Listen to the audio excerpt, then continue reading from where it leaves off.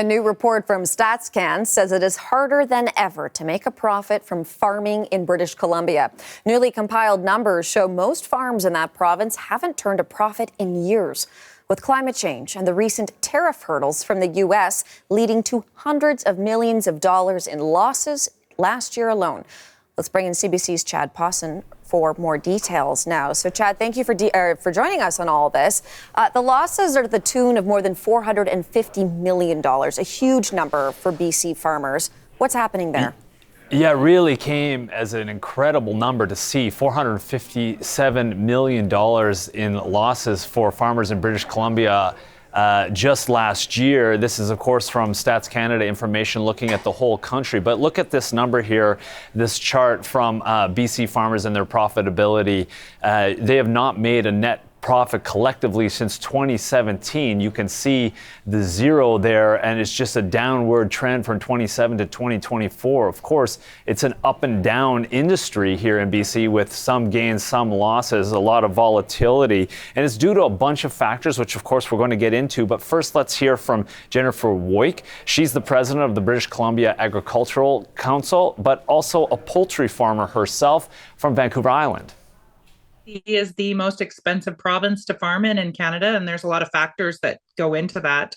You know, suitable farmland is incredibly hard to find in BC, and we know that the average farmer in the Lower Mainland carries millions of dollars in debt.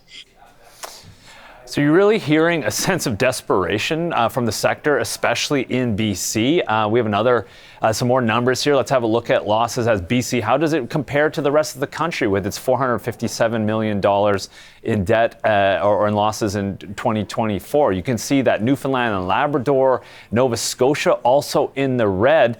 But got to mention in places that are doing better, like Alberta, which made collectively $1.8 billion last year. You know, in 2022, that number was $6.5 billion. So the sector volatile across the country. Yes, there are gains being made, but there is volatility for all sectors and in many of the provinces across Canada.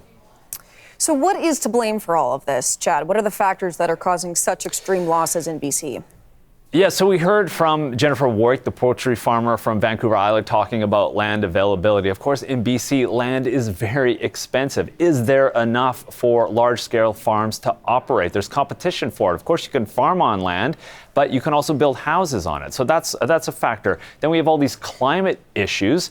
I think the country's well knows of our heat dome in 2021, where temperatures were so high they literally cooked crops on the vine. That same year in the fall, we had extreme flooding in some of the most fertile areas of the province, which destroyed more farmlands and crops. BC's had drought and wildfires since.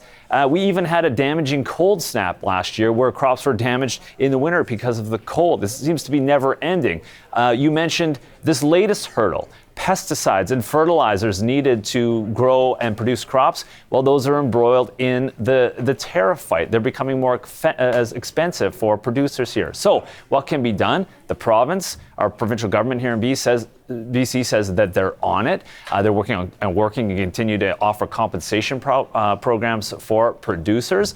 There's a provincial task force that's been set up to ensure competitiveness and affordability, profitability for the sector. There's also a promise to renew a policy that's more than 50 years old in BC, the Agricultural Land Reserve. That protects some 50,000 square kilometers of farm and ranching land in the province, but it's under attack as well and needs to be vastly updated. So the province is looking to do that. In the meantime, producers here say the best thing that any individual can do is to look for those made in BC product tags here in BC and buy locally produced food to support them in a way to try and turn these red numbers back into black ones for them.